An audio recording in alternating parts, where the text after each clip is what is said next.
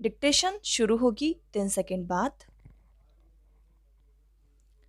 स्वतंत्रता प्राप्ति के पश्चात भारत में दलितों एवं आदिवासियों की दशा अति दयनीय थी। इसलिए हमारे संविधान निर्माताओं ने काफ़ी सोच समझकर इनके लिए संविधान में आरक्षण की व्यवस्था की और वर्ष 1950 में संविधान के लागू होने के साथ ही सुविधाओं से वंचित वर्गों को आरक्षण की सुविधा मिलने लगी ताकि देश के संसाधनों, अवसरों एवं शासन प्रणाली में समाज के प्रत्येक समूह की उपस्थिति सुनिश्चित हो सके। उस समय हमारा समाज ऊंच नीच, जाति पाति, छुआछूत जैसी कुरीतियों से ग्रसित था। हमारे पूर्व प्रधानमंत्री श्री लाल बहादुर शास्त्री ने एक बार कहा भी था, यदि कोई एक व्यक्ति भी ऐसा रह गया जिसे किसी रूप में अछूत कहा जाए तो भारत को अपना सर शर्म से झुकाना पड़ेगा। वास्तव में आरक्षण वह माध्यम है जिसके द्वारा जाति, धर्म, लिंग एवं क्षेत्र के आधार पर समाज में भेदभाव से प्रभावित लोगों को आगे बढ़ने का अवसर प्राप्त होता है। किंतु वर्तमान समय में देश में प्रभावी आरक्षण नीति को उचित नहीं ठहराया जा सकता, क्योंकि आज यह राजनेताओं के लिए सिर्फ वोट नीति बनकर रह गई है। वंचित वर्ग का निचला तबका आरक्षण के लाभ से आज भी अछूता है। भारतीय संविधान में वंचित वर्गों के उत्थान के लिए विशेष प्रावधान का वर्णन इस प्रकार है। अनुच्छेद 15 समानता का मौलिक अधिकार द्वारा राज्य किसी नागरिक के विरुद्ध केवल धर्म का मूल, वंश, जाति, लिंग, जन्म स्थान या इनमें से किसी एक के आधार पर कोई विभेद नहीं करेगा। लेकिन अनुच्छेद 15(4) के अनुसार इस अनुच्छेद की या अनुच्छेद 29 के खंड 2 की कोई बात राज्य को शैक्षिक अथवा सामाजिक दृष्टि से पिछड़े नागरिकों के किन्हीं वर्गों की अथवा अनुसूचित जाति एवं जनजातियों के लिए कोई विशेष व्यवस्था बनाने से नहीं रोक सकती।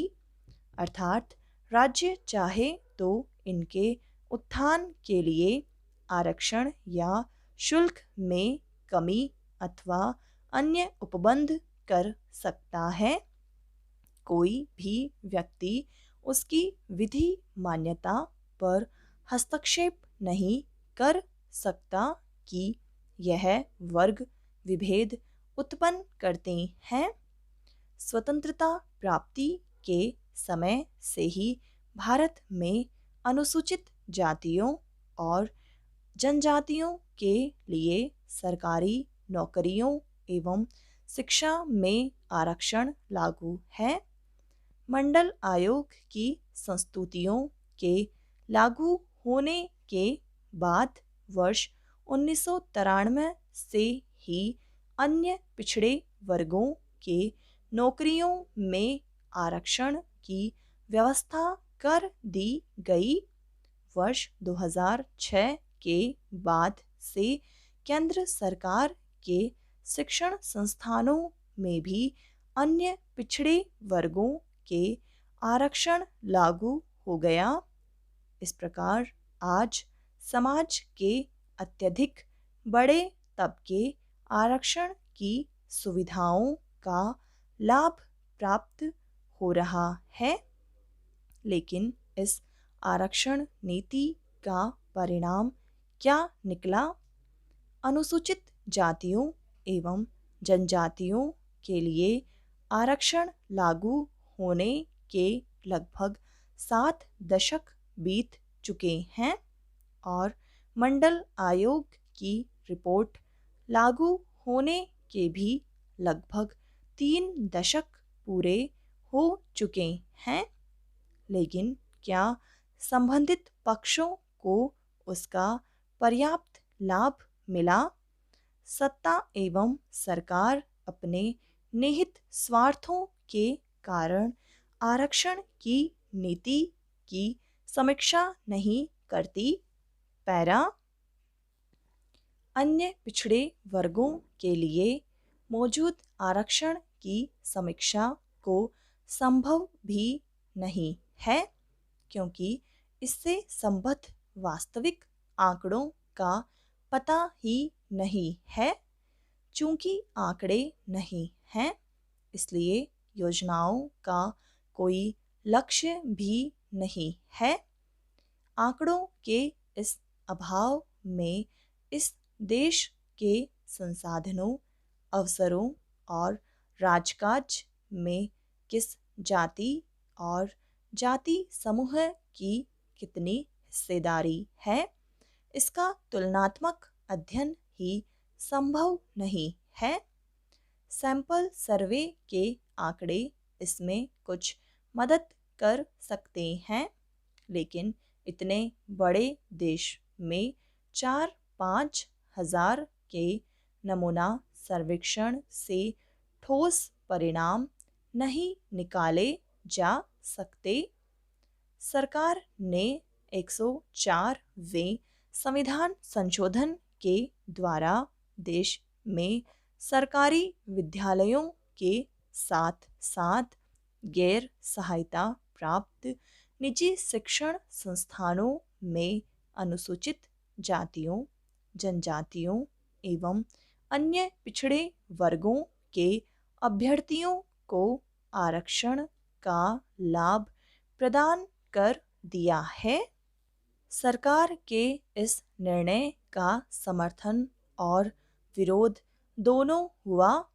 वास्तव में निजी क्षेत्रों में आरक्षण लागू होना कठिन है, क्योंकि निजी क्षेत्र लाभ से समझौता नहीं सकते। यदि गुणवत्ता प्रभावित होने से ऐसा होता हो, तुलियन सिविजियन ने कहा था, जब आप पर खोने के लिए कुछ भी न होगा, तब आप अद्भुत आविष्कार करेंगे। आप बिना डर या आरक्षण के बड़ा जोखिम लेने हेतु तैयार रहेंगे। पिछले कई वर्षों से आरक्षण के नाम पर राजनीति हो रही है। आए दिन कोई न कोई वर्ग अपने लिए आरक्षण की मांग कर बैठता है एवं इसके लिए आंदोलन करने पर उतारू हो जाता है। वर्ष 2016 में हरियाणा में जाट आंदोलन तथा वर्ष 2017 में गुजरात में चल रहे पाटीदार आरक्षण की मांग इसके हालिया उदाहरण है। इस तरह देश में अस्थिरता एवं अराजकता की स्थिति उत्पन्न हो जाती है। आर्थिक एवं सामाजिक पिछड़ेपन के आधार पर निम्न तबके के लोगों के उत्थान के लिए उन्हें सेवा एवं शिक्षा में आरक्षण प्रदान करना उचित है, लेकिन जाति एवं धर्म के आधार पर तो आरक्षण को कतई भी उचित नहीं कहा जा सकता, क्योंकि एक और तो इससे समाज में विभेद उत्पन्न होता है, तो दूसरी और आरक्षण पाकर व्यक्ति कर्म क्षेत्र से भी विचलित होने लगता है। समाप्त।